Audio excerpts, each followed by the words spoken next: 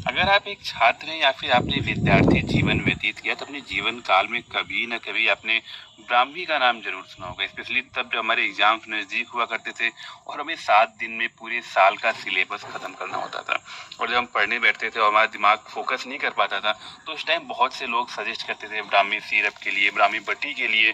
तो ये वही ब्राह्मी का पौधा है। शायद बहुत से लोग अब कमेंट बॉक्स में आने वाले हैं कि ये ब्राह्मी का पौधा नहीं है। मैं आपको बताना चाहूंगा तो ब्राह्मी दो तरह के पौधों को जो है ब्राह्मी कहाता है, क्योंकि पहले के जो हमारे आयुर्वेदिक ग्रंथ हैं वो लिखित में हुआ करते थे जिनमें कोई फोटो नहीं हुआ करती थी। उनमें पौधे का विवरण, पौधे के गुण को बताया जाता था। बाद में उन्हीं विवरण के आधार पर हम पौधे की पहचान किया करते थे। दोनों ही तरह के पौधों को आप ब्राह्मी बोल सकते हैं, दोनों के गुण समान है। इस पौधे को ब्राह्मी बूटी, गोटू कोला और संस्कृत में मंडूक पर्णी कहता है। इसका साइंटिफिक नेम सेंटेला एशियाटिका है। यह एक परमानेंट पौधा है और नमी युक्त स्थान पे अक्सर देखने को मिल जाता है। अगर आपके आसपास के स्थान पे नहीं मिलता है तो आप इसको नर्सरी से भी परचेज कर सकते हैं। वहाँ पे जाकर के आप ब्राह्मी के पौधे को मांगे, वहाँ पे आपको ये पौधा बड़े आराम से देखने को मिल जाएगा। अगर आपके किसी मित्र यार के पास ये पौधा है तो वहाँ पे जो है इस तरह के रनर्स निकलते हैं ब्राह्मी पौधे में। इनमें इस तरह की जड़ें निकलती है, तो आप चाहें तो यहीं से कट करके इनको बड़े आराम से प्रोपगेट कर सकते हैं, अपने पास लगा सकते हैं। या फिर अगर आपके मित्र यार के पास नहीं है तो आप इसको नर्सरी से या फिर किसी नमीयुक्त स्थान पर ढूंढ करके वहां से ला करके अपने गार्डन में लगा सकते हैं। बात करें अगर इस प्लांट की पहचान की तो आप इनके पत्तों की शेप से बड़े आराम से इनको पहचान सकते हैं। इस पौधे की बनावट भी काफी अलग होती है जिससे भी आप इनको पहचान सकते हैं। उसके साथ ही साथ इसमें इस तरह से रनर्स निकले होते हैं और रनर्स में आपको जड़ें देखने को मिल जाएंगी और छोटे छोटे फ्लावरिंग बर्ड्स भी देखने को मिल जाएंगे, तो जिससे आप बड़े आराम से इस पौधे को पहचान सकते हैं। कुछ लोग इस पौधे को भी मंडूक पर्णी यानी कि गोटू कोला का पौधा कहते हैं। ये वो पौधा नहीं है। इस पौधे के बारे में मैं किसी और दिन बात करूंगा, लेकिन आज मैं इस बात करने वाला हूँ अपने ब्राह्मी बूटी, गोटू कोला या फिर मंडूक पर्णी के प्लांट के बारे में। बात करें अगर इस प्लांट के केयर की तो आपको इस प्लांट को सेमी शेड में रखना होगा। इस प्लांट का पॉटिंग मीडिया आपको ऐसा रखना होगा इसमें पानी रुकने ना पाए, आप पानी बनी रहनी चाहिए। बात करें अगर आयुर्वेदिक लाभ की तो सबसे पहला लाभ इसका यही है, इसके लिए ये पौधा फेमस है।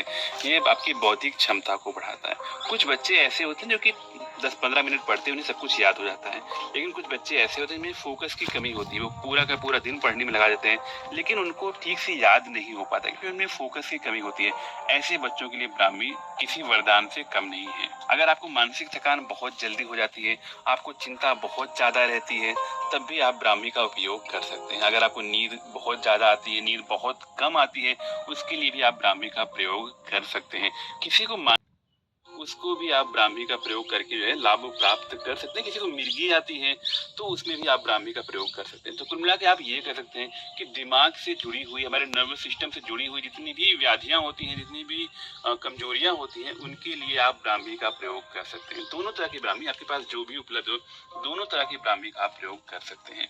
इसके साथ ही साथ हमारे ब्राह्मी के पौधों में घाव भरने की भी शक्ति होती है। किसी को अगर चोट वगैरह लग जाती है तो इसकी पत्तियों को पीस करके वहां पे लेप लगा दे, आराम देखने को मिलेगा। इसके साथ ही साथ आप ब्राह्मी की पत्तियों का पेस्ट बना करके अपने बालों पर भी लगा सकते हैं, जिसके कारण आपके बालों में रूखापन, बालों का झड़ना, रूसी जैसी समस्याओं से निजात देखने को मिलेगा।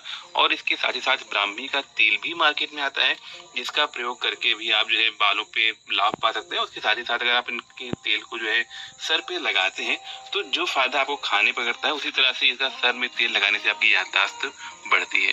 बात करें कि इसको प्रयोग कैसे करना है तो आप इनकी पत्तियों से रस निकाल सकते हैं। 4 से 5 पत्तियां तोड़ लें, उनका रस निकाल लें, उनको आप प्रयोग में ले सकते हैं। इसके साथ ही साथ आप चाहें तो इनकी पत्तियों को ऐसे कच्चा भी खा सकते हैं। बहुत स्ट्रॉन्ग फ्लेवर नहीं होता है। 1-2 पत्तियां आप सुबह खाली पेट इनको ले सकते हैं। या फिर आप चाहें तो इनकी पत्तियों को 3 से 4 पत्तियां तोड़ लें, सलाद में मिला लें, सलाद के साथ आप इनको ले सकते हैं।